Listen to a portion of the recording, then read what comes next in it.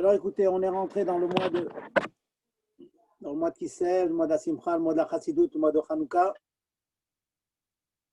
Donc ne pas oublier la Avoda. Quelquefois on est dans des habitudes et puis on oublie qu'il y a une Avoda à faire. Chaque jour, il faut se réveiller, faire le Cheshbon. On vit dans Kislev. Kislev, c'est un mois de Chassidut, donc on augmente dans notre Avoda, dans la Tfila, on augmente dans tous les Inyanim. Et on dit toujours pareil. Ok, je sais, on dit toujours pareil. Mais il faut toujours répéter les mêmes choses, c'est comme ça que ça marche. Chazorba et Chazorba qui coule là-bas. Il y a tout dans la Torah, donc il faut répéter pour s'imprégner des concepts qu'on connaît. Peut-être en halakha, je vous apprends certaines choses, mais quand je vous raconte des histoires, je vous donne un peu de trizouk, ce sont des choses que tout le monde connaît, mais qu'on a toujours besoin quand même. Je me permets de vous rapporter un petit sipour qu'on rapporte souvent. Dans les premières années de l'année Siout, le rabbi commençait à envoyer donc, des groupes de shluchim, de jeunes dans des villes lointaines. Et il leur dit, je vais quand même vous raconter quelque chose. Vous savez qu'il y a plusieurs types de tzedaka. Il y a les tzedaka où le donneur, le noten, est connu, et le mekabel, celui qui reçoit, est connu. Il arrive parfois que celui qui reçoit, on le connaisse, mais on ne sait pas qui donne. Quelquefois, on ne connaît pas celui qui va recevoir, mais on connaît les donateurs. Il donne et on va distribuer à des pauvres. La plus grande tzedaka, c'est quand ni l'un ni l'autre est connu. Celui qui reçoit, il ne sait pas qui donne. Celui qui donne, il ne sait pas à qui il donne. C'est neutre, c'est absolument neutre. Il n'y a pas de nigia, il n'y a pas de fierté à tirer de ça. Il y a cette satisfaction qu'on a le droit d'avoir, la fierté qu'on a le droit d'avoir, de faire l'immense mitzvah de tzedaka. Et parfois, ça se fait, comment dire, cette mimela, de soi-même. Rabbi, je vais vous raconter une histoire. Il est arrivé qu'une fois dans une ville lointaine d'Amérique, Paro, il a été envoyé pour aller rencontrer quelque chose. Il a rencontré personne, mais il se promenait dans les rues. Certainement, vous avez entendu cette histoire, mais c'est toujours bien de répéter. Vous voyez un jeune homme barbu, avec un chapeau, avec un habit sombre, qui se promène dans les rues d'une ville d'Amérique dans les années 50-60. C'était un spectacle, bon, en Amérique, de rien, mais c'était un spectacle, c'était inhabituel.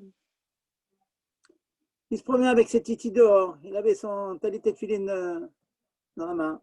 Il a avancé comme ça, il avait quelque chose à faire, il avait une petite mission à faire.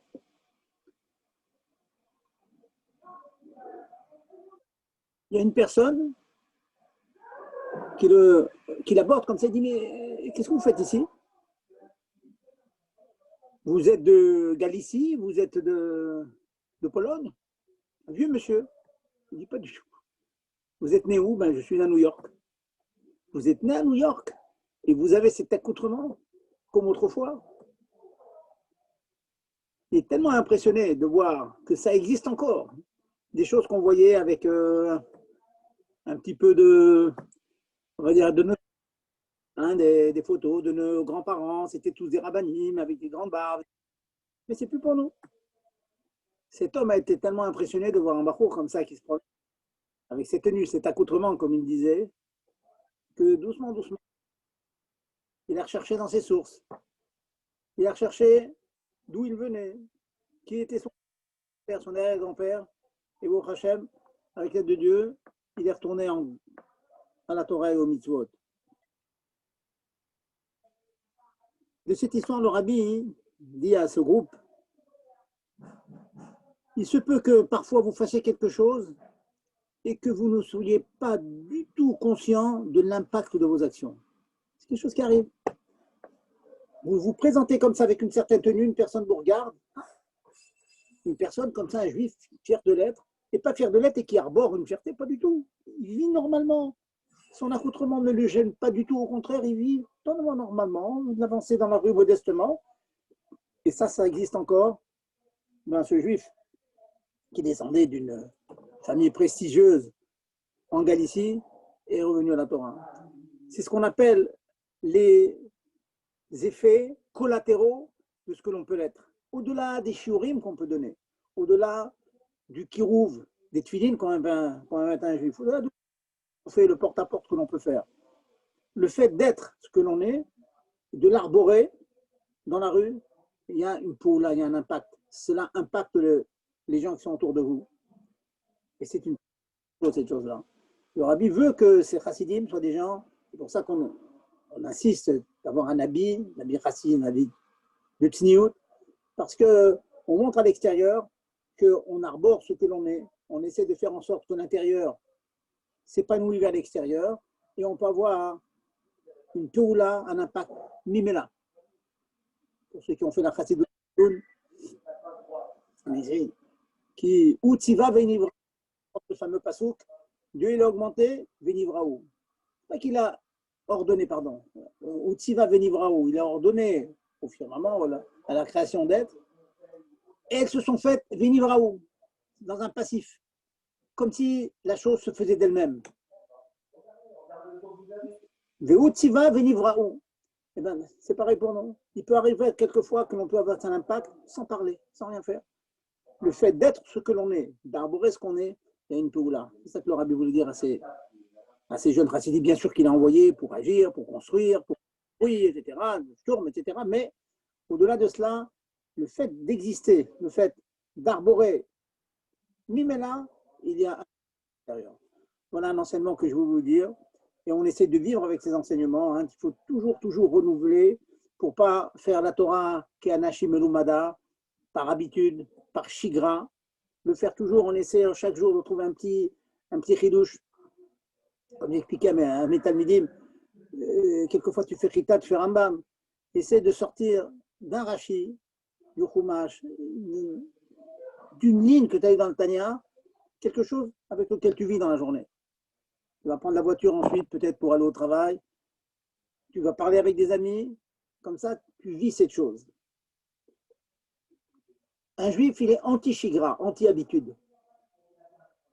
Une expression française, métro boulot dodo. Anti cela. C'est toujours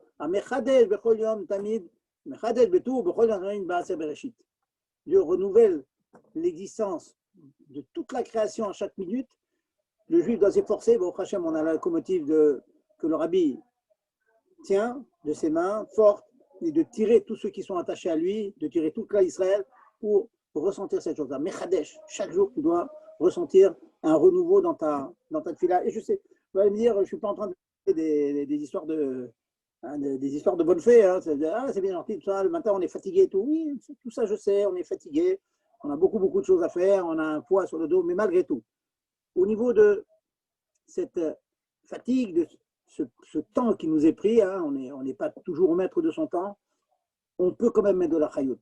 On peut vivre les choses qui sont marquées dans les livres que l'on lit. Hein, beaucoup d'entre nous lisent, mais vivre la chose. Hein, c'est un autre chay. Un chassid, c'est quelqu'un qui est chay, qui est vivant.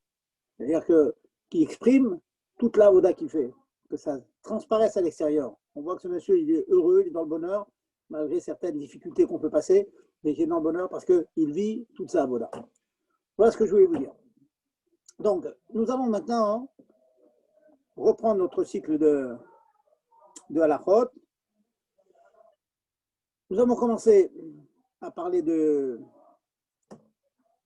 Je vous ai donné les grands klalim, hein. Je vous ai répété même les grands klalim. On a fait l'année dernière, shoot des shoots, et psychréché, aller des goy, tous ces principes. Pour un malade, on peut porter un sur des rabanan, on peut être sur des rabanan avec chenouille.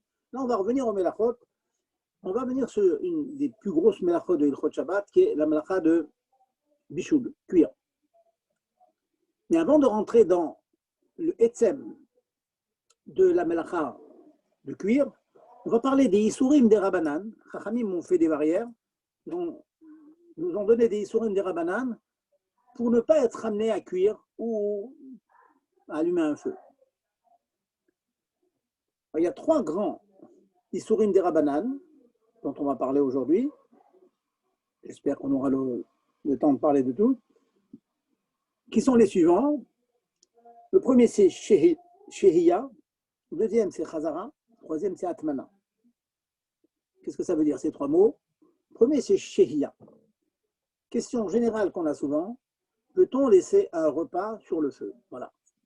La première question à résoudre, on n'est pas Shabbat, on est Erev Shabbat, on voudrait laisser un repas sur le feu, la dafina, le tchulon. On veut laisser sur le feu, Erev Shabbat. Est-ce qu'il y a des précautions à prendre pour laisser un repas sur le feu pendant Erev Shabbat? Je voudrais que ce soit clair dans la tête de chacun que faire une action Erev Shabbat qui se continue pendant Shabbat, ce n'est jamais Asur min Torah. La Torah interdit de faire une melacha pendant Shabbat. Ben Hashmashot, c'est un safek yom, safek laïla, certes. Pendant Shabbat, si on fait une melacha, on transgresse un Isur Torah. Mais si vous faites quelque chose, vous mettez un tuyau d'arrosage qui va arroser pendant tout Shabbat, vous le mettez en marche avant Shabbat et il arrose pendant Shabbat, il n'y a aucun Isur Minatora. Peut-être, Rachamim m'ont interdit, mais Minatora, faire quelque chose, Erev Shabbat, qui se poursuit pendant Shabbat, ce n'est pas interdit. Donc, au pire, c'est interdit Midera Banane. Eh bien, dans la malacha de Bichoul, de cuir, les Chachamim ont mis des agbalot, des limites, dans ce que l'on peut faire Erev Shabbat et qui va se continuer pendant Shabbat.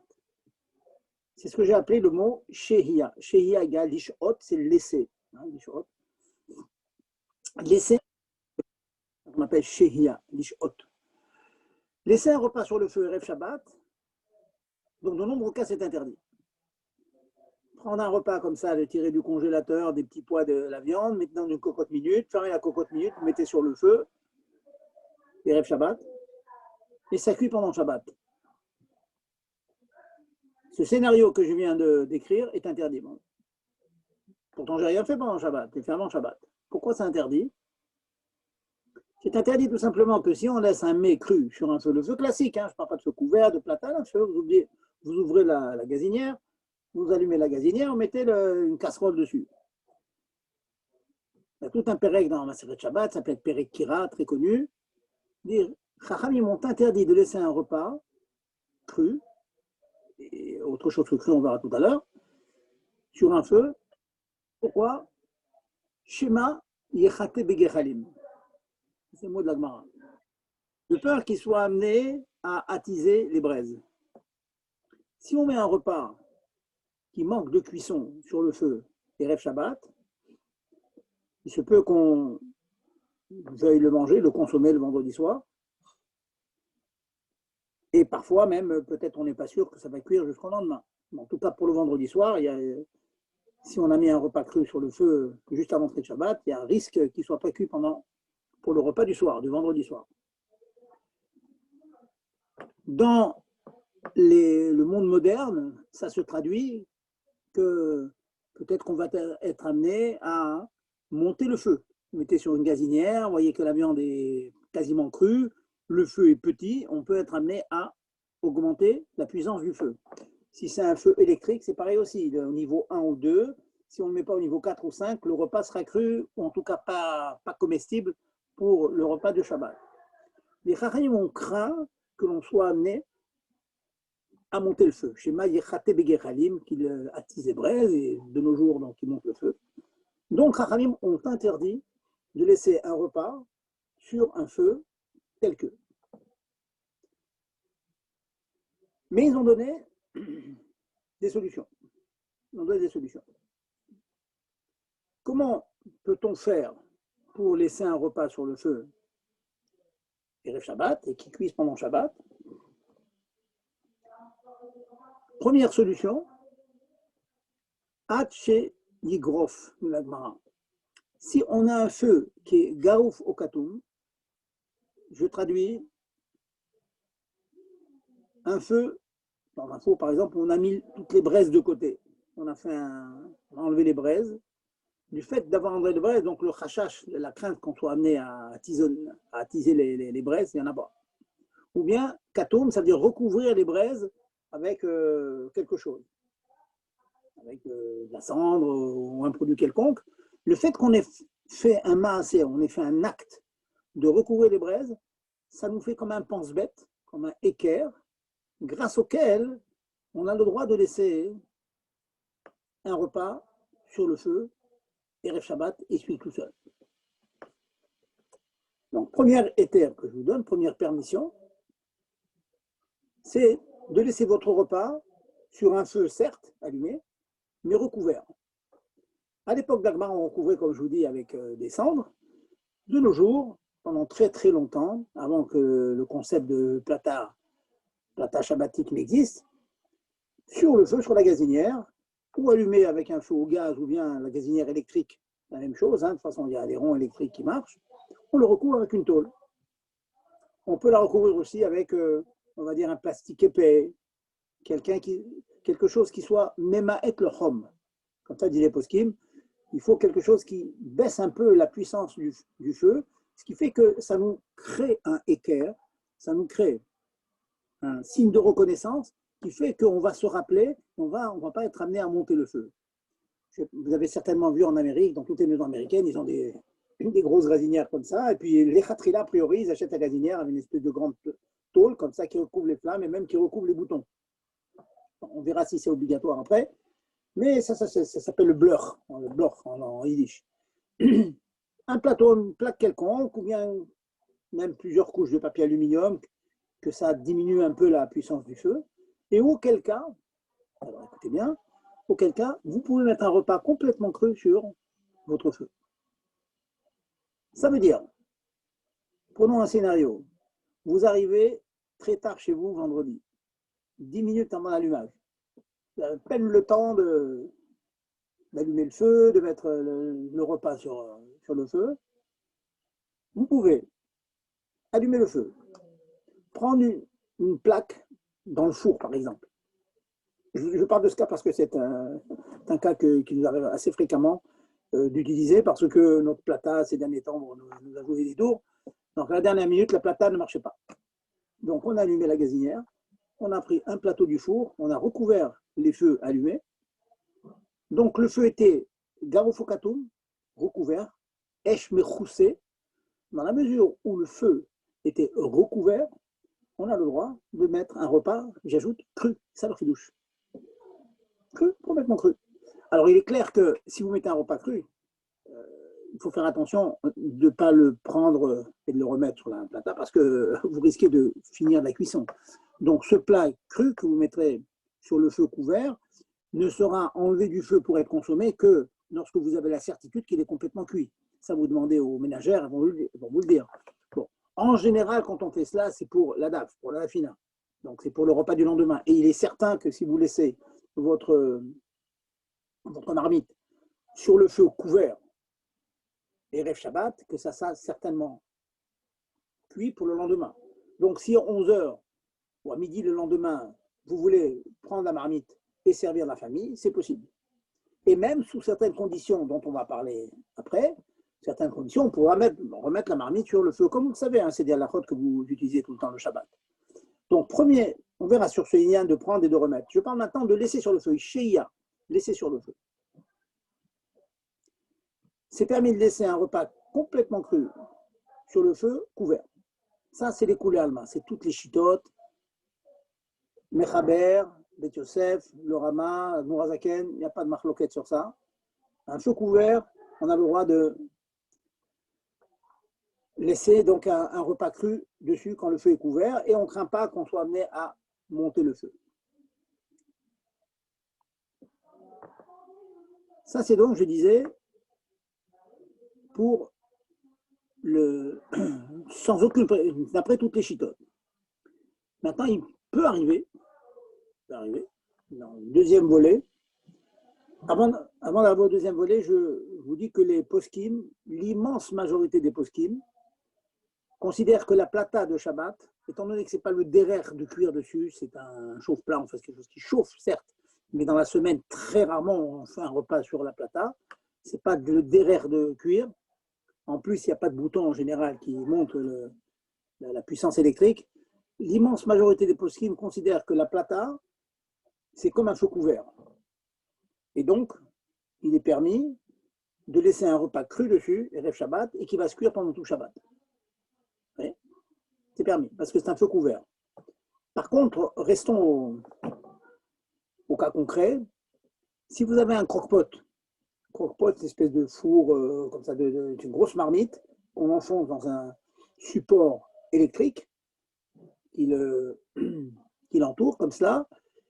Et puis, souvent, on laisse dedans un repas cru et il cuit pendant Shabbat. C'est un mijoteur. Ben, ce mijoteur, si on ne fait aucun acte de reconnaissance, on ne met pas du papier aluminium au fond, sur la résistance, au fond du support électrique, alors dans ce cas-là, vous êtes en train de cuire un repas cru sur un feu qui n'est pas couvert, sur lequel on n'a pas fait ce fameux signe de reconnaissance. Donc c'est interdit. Ceux qui utilisent le croque-pot, le mijoteur, ça ne sera permis que si vous tapissez le fond de l'ustensile électrique dans lequel on enfonce la marmite, vous le tapissez avec du papier aluminium. Si vous recouvrez le feu, les résistances avec du papier aluminium, alors vous avez fait le signe de reconnaissance qui est censé, qui est supposé vous rappeler qu'on n'a pas le droit de monter la puissance du croque-pot. Et des croque-pots, j'en ai vu plusieurs, ils ont des boutons où on peut monter la puissance électrique. Donc là, il faudra absolument mettre du papier aluminium. Donc je résume ce que je viens de dire. Il faut couvrir le feu. Donc si c'est une gazinière électrique ou à gaz, vous couvrez avec une plaque, papier aluminium épais.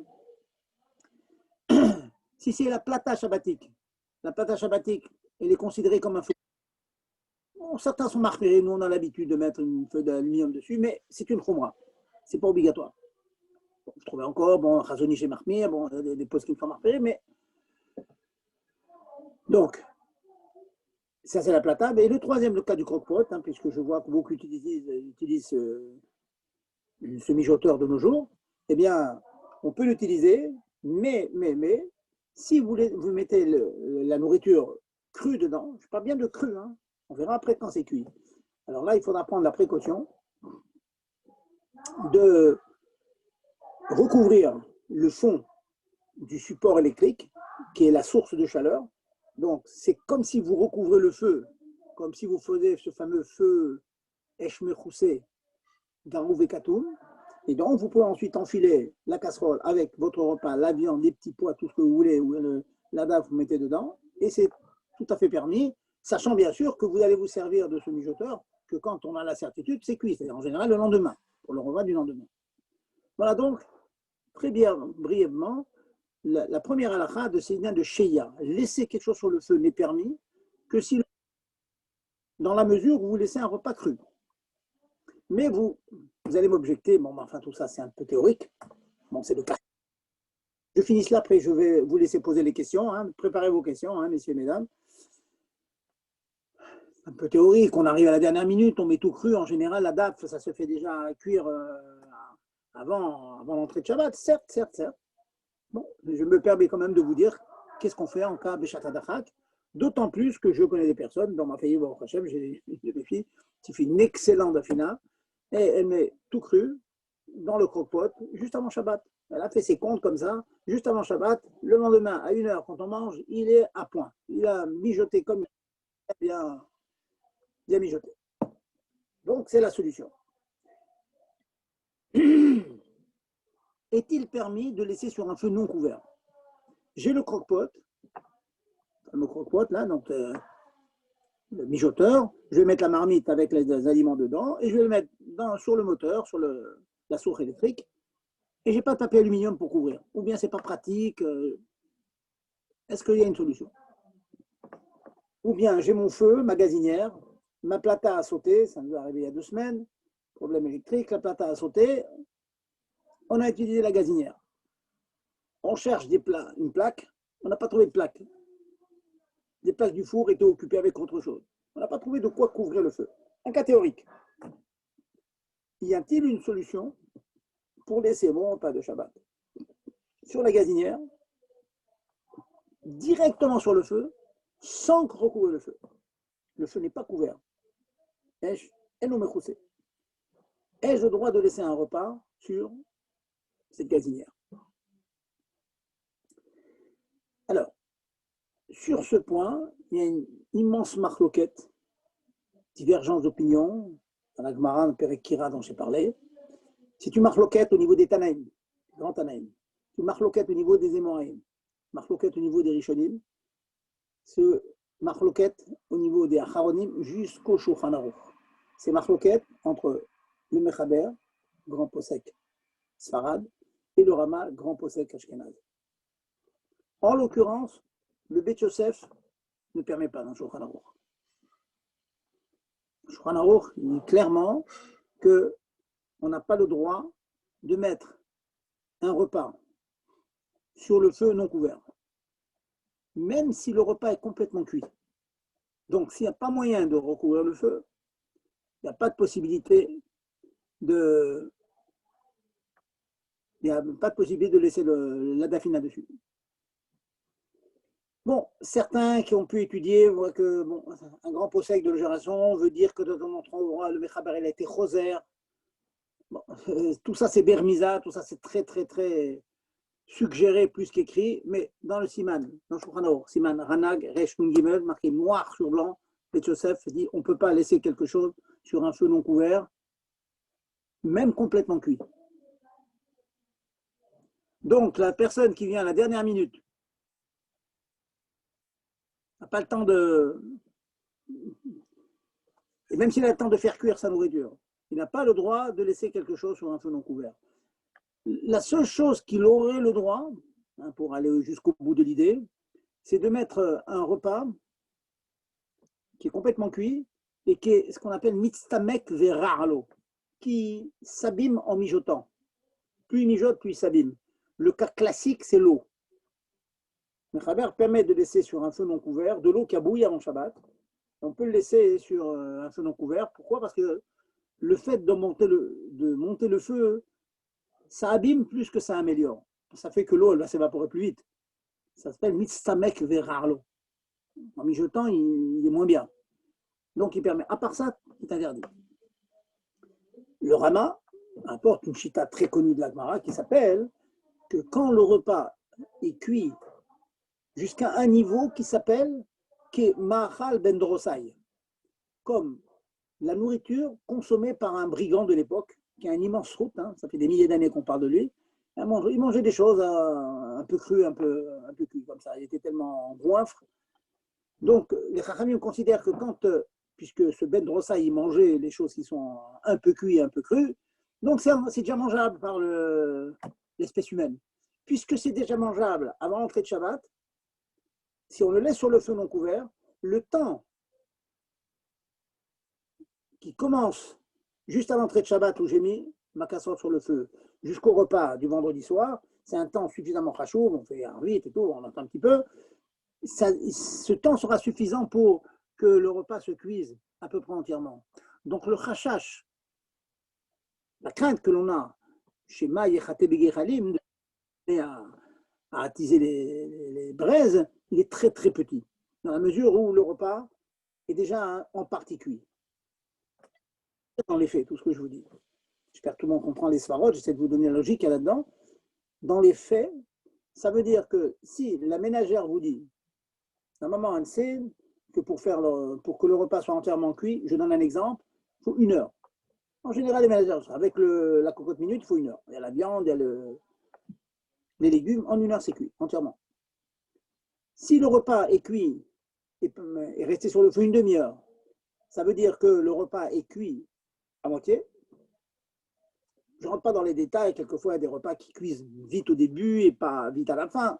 Je ne rentre pas dans tous ces pratim, ces détails, mais de manière générale, il est cuit à moitié. Khatsi bishulo. Donc si vous dites, l'entrée, on va dire, l'entrée de Shabbat, c'est à 5 heures. Elle a mis à 4h30. Ça veut dire que le repas a cuit à moitié déjà à l'entrée de Shabbat, c'est permis. Il y a une autre chita sur laquelle on peut s'appuyer en cas de besoin, c'est shlish bishulo, le tiers du bishoul. Donc dans le cas que je viens de vous donner, à savoir un repas qui cuirait en 1 heure, ça voudrait dire que le repas avant l'entrée de Shabbat, il a cuit 1 heure divisé par 3, c'est 20 minutes. Si le repas a cuit pendant 20 minutes, ça veut dire qu'il est cuit au tiers, je peux le laisser sur le feu non couvert. Extraordinaire. C'est-à-dire, je peux aller dans une maison juive, c'est le psak du Rama, c'est le psak du Admor Hazaken. Donc, chez Chabad, c'est comme ça. Si vous n'avez pas de plaque pour recouvrir le feu,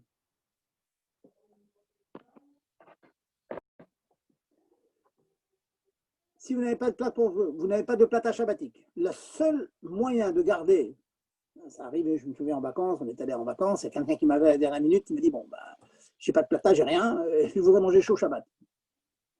Il y avait un gaz électrique, j'ai dit couvre-le avec du papier aluminium, j'ai pas de papier aluminium. Ah, bah, j'ai dit écoute, tu vas prendre tout le repas, la viande et tout, tu vas le mettre dans la casserole et tu vas le mettre sur le feu électrique de la gazinière de la maison dans laquelle tu es.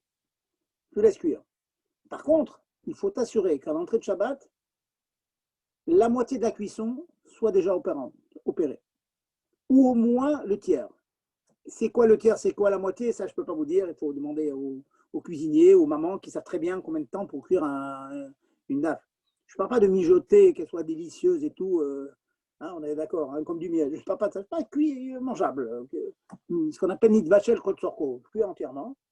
Si elle peut vous affirmer, ça a été cuit à la moitié, et au pire, même qu'elle est cuite au tiers seulement, je peux laisser donc mon repas non couvert, s'il vous plaît, ma main sur le feu électrique ou sur le feu, je peux le laisser si je sais qu'elle a été cuite au moins entière.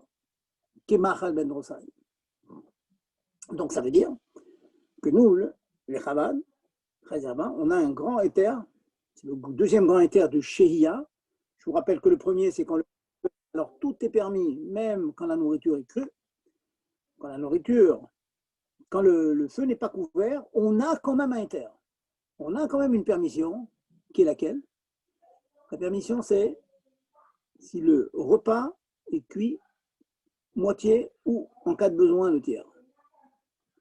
Très, très intéressant hein, de savoir qu'en cas de besoin, je connais des cas comme ça, je connais beaucoup de gens. Une dame m'a demandé une fois, d'après ce que vous dites, donc en tout cas, si le repas il est cuit, pratiquement cuit, j'ai aucun problème de laisser mon repas sur le feu normal. J'ai pas besoin de platage, j'ai pas besoin de. Je dis oui. D'après le Rama, d'après Admor Hazaken, si le repas, comme ça arrive le robe des cas, la majorité des cas, le repas est cuit avant Shabbat, effectivement, cuit en mitbat shel kol sorko, même qu'il va s'améliorer, hein, il va mijoter pendant des heures, et donc on pourrait imaginer qu'il y a encore le chachash, la crainte qu'on soit amené à monter le feu pour qu'il mijote mieux. Ça, dans la mesure où c'est mangeable, on n'est pas recherche. Donc un repas complètement cuit, vous pouvez le mettre, d'après le Admor Hazaken, vous pouvez le mettre sur un feu même non couvert. Je ne vous cache pas que, pour résumer les deux grosses halakhot que je viens de vous dire, je vous conseille vivement de faire en sorte que votre repas soit complètement cuit, premièrement, et de mettre sur un feu couvert, comme la plata, etc. Mais il faut connaître les terrils.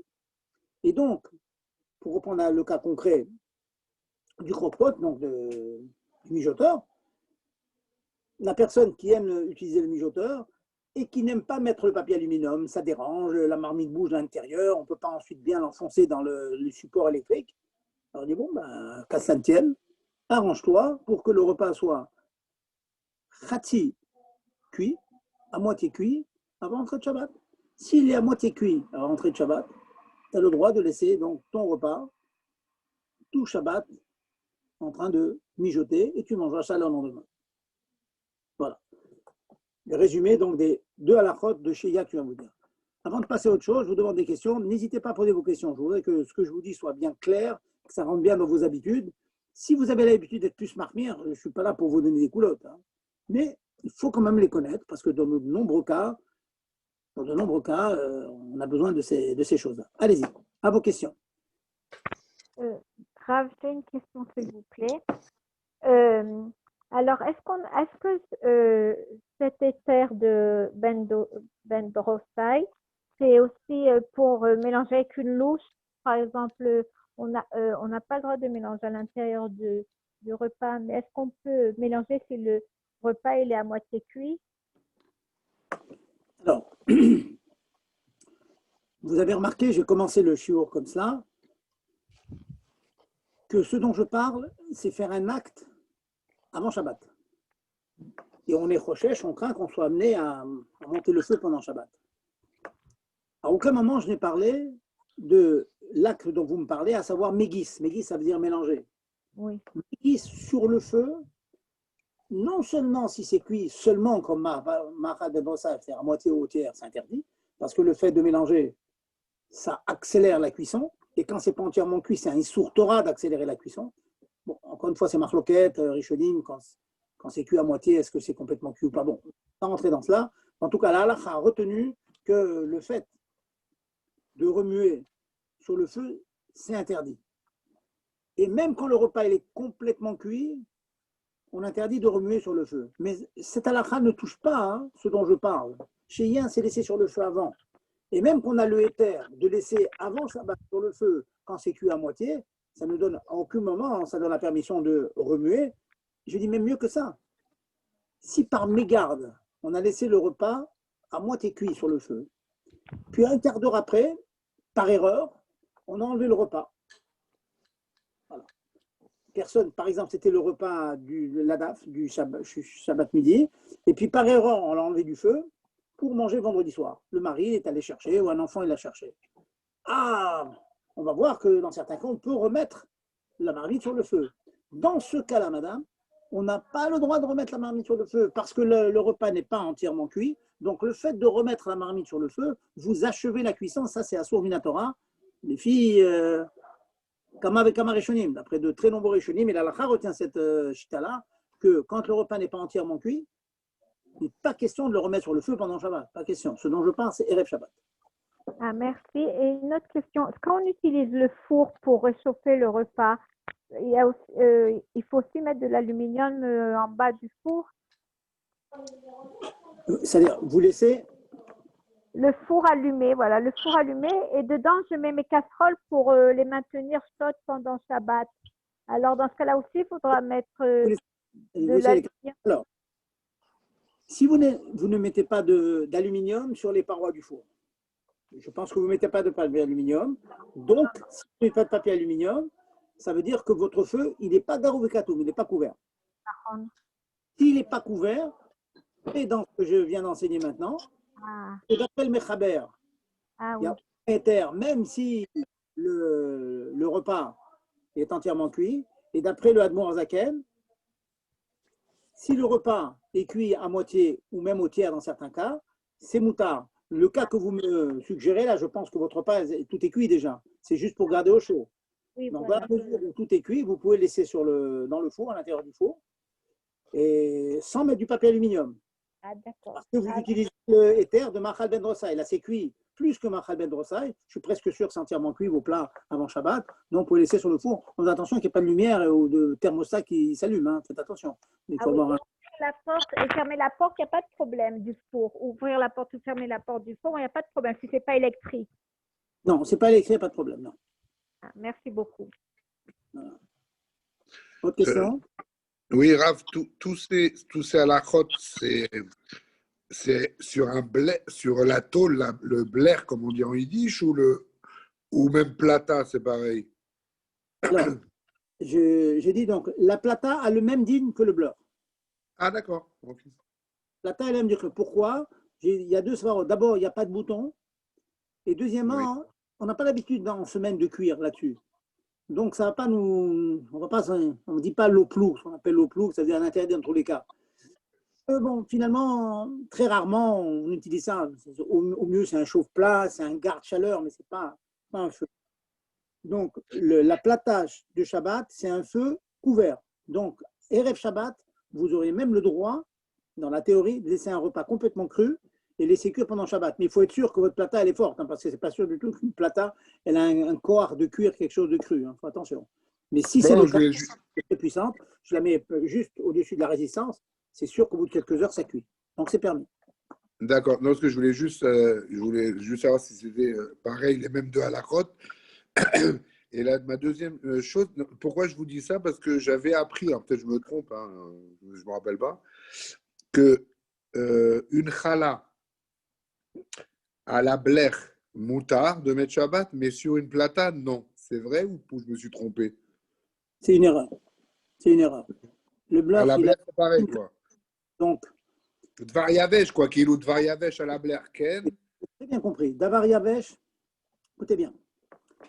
Davar Yavesh, vous avez gagné que N Bishul Achar Bishul ou bien N Afia Achar Afia. Il n'y a pas Ok. une source Torah de cuire. Parce que si vous prenez la challah ou le gâteau, vous le mettez sur le beurre, vous le mettez sur la plata, il n'y a pas de cuisson. Mais, D'accord. mais il y a enfin, le inyan de chaud et les khatrila, mettre quelque chose directement sur un feu. C'est quand même un feu. C'est quand même un feu, vous voyez.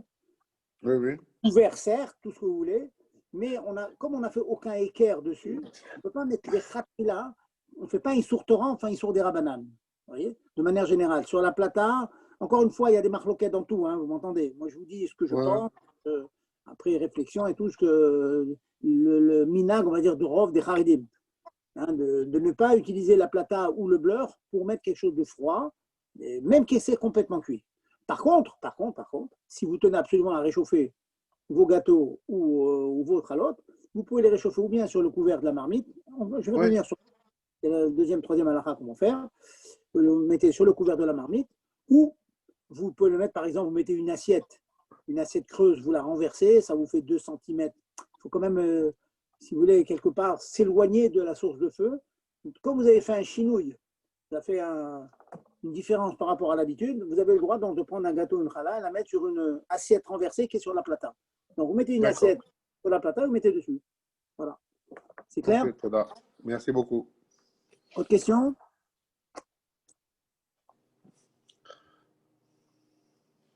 C'est bon? Pas de questions? Allez, messieurs, posez-moi des questions. Bon, Bah, non, c'était clair, hein, quoi. d'accord. Non, mais vous savez que même que ce que j'ai dit est clair, très souvent un shiur, il éveille des cas qu'on a eus chez soi. Ça arrive dans ce genre de chez l'autre, il y a tellement. Vous savez, le bichou, les borères, c'est des malachotes qui, tout le temps. Mais par contre, quand vous dites Rav, quand vous dites Béchat Atrak, les khatrila, on n'a pas le droit de le faire, ça. Même si Ah non, en été on a 3-4 heures devant nous, on le fait bémézid, ça. pas du tout, pas du tout. Si c'est cuit à moitié, vous pouvez le faire les khatrila. Quand j'ai dit chatadachak, c'est le tiers. Non, non, non, quand c'est cru complètement. Quand c'est cru entièrement, le mettre sur un feu couvert, c'est moutar les khatrila. Ah, d'accord. Les khatrila. Ah, J'ai pas dit- c'est pas des terribles, on est pris au dépourvu.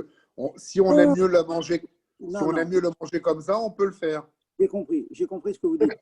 J'ai parlé du cas parce que le minag, vous savez très bien que l'usage, c'est que la daf, elle est cuite avant Shabbat. C'est très bien. En général, dans Bah toutes les oui. maisons, comme ça. C'est pour ça que je vous dis c'est en cas d'accident qu'elle n'est pas cuite. Mais je ne voulais pas du tout dire qu'on n'a pas le droit de le faire les khatrila. À Réaya, c'était le cas, je vous ai parlé d'une de mes filles chez Thierry, qui adore le croque-pot. Elle fait ça tous les Shabbats, les khatrila. Tous les Shabbats, elle met la nourriture crue dans son croque-pot, elle le fait cuire.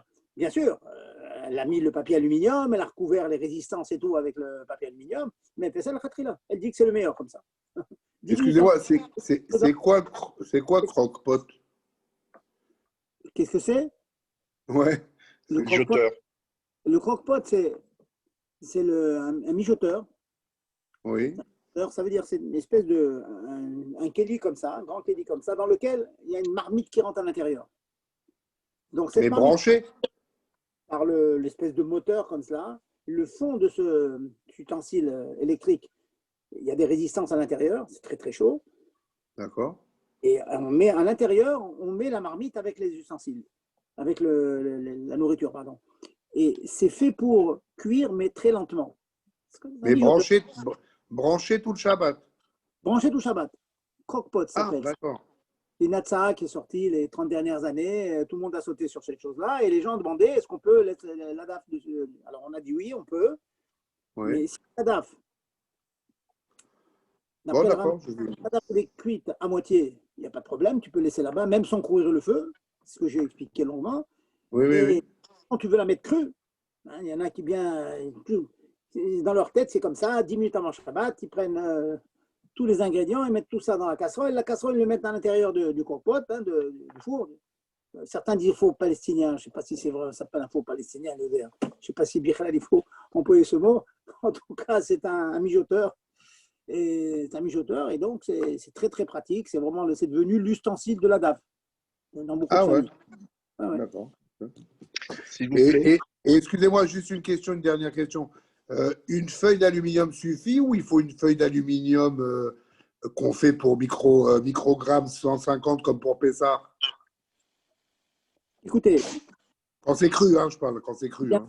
un chiour qui a été donné sur ça. Il n'y a pas Ah un chiour. d'accord, ok. Les possibles disent, plusieurs fois, il dit, il faut que ce soit un équerre qui soit même à être le chum. Je peux imaginer que si qui diminue un peu la chaleur du feu, c'est ça le équerre, comme ça on va se rappeler qu'on a mis quelque chose dessus. Vous pouvez Enfin, une imaginer petite feuille d'aluminium classique. on va dire ici, Leader Price, vous voyez, la première qualité, vraiment, dès que vous la touchez, elle déchire. Donc, elle n'est pas même avec le chum. Donc, c'est pour ça que je dis, ou bien une épaisse, ou bien vous mettez plusieurs couches, vous voyez. Ah voilà, d'accord, ok. Vous pouvez mettre plusieurs couches. Et ça fait la même chose sur le feu. D'accord. Est-ce que le… Allô? Oui, oui, j'écoute. Bonsoir. Est-ce que le fait de mettre cette feuille d'aluminium là, cette séparation, ça empêche la manipulation des boutons? Pas forcément. Non, pas forcément. C'est une khumra que les poskim disent. Et donc le blur américain d'ailleurs, c'est une plaque de tôle et qui finit comme ça de manière perpendiculaire au bout pour recouvrir les boutons. Si vous voulez, ça ajoute dans le fait d'éviter le schéma yichate, de peur qu'on monte le feu, certes, mais ce n'est pas un tnaï, ce n'est pas une condition. Même que les boutons sont toujours là, ils sont visibles, et donc dans la théorie pure, je pourrais les monter. Quand même, le fait de faire un équerre sur le feu, c'est ça le équerre prévu par nos chachamim. Bon, je connais beaucoup de gens qui enlèvent les boutons, ils trouvent toutes sortes de chormot, comme il y en a qui collent Shabbat Shalom sur les interrupteurs. Bon, on peut toujours ajouter des chormot. Maintenant, mais à la halakha pure et dure, il n'y a pas de triomphe de retrouver les boutons. C'est juste une chumra. Non, mais en quoi, ce que je voudrais comprendre, c'est la chorma que de mettre ça, de mettre cette séparation, ça nous empêche de toucher au bouton. Très simple. Qu'est-ce qui cuit Shabbat? C'est le feu. Si avant Shabbat, on a fait un maassé sur le feu lui-même, pourquoi on n'est pas fou? À l'époque, ils prenaient des braises, ils mettaient les braises sur le feu pour diminuer la force du feu. De nos jours, on prend une plaque, on le met dessus. C'est quoi la chorma là-dedans? Tous les gens vont dire, c'est quoi cette plaque? Tout de suite, on réagit dans notre tête, il y a un problème shabbatique. Je veux dire, les Chachamim n'ont pas prévu une manière de ne pas accéder au feu. Je peux accéder toujours au feu. Ils n'ont pas fait un équerre de non-accession au feu.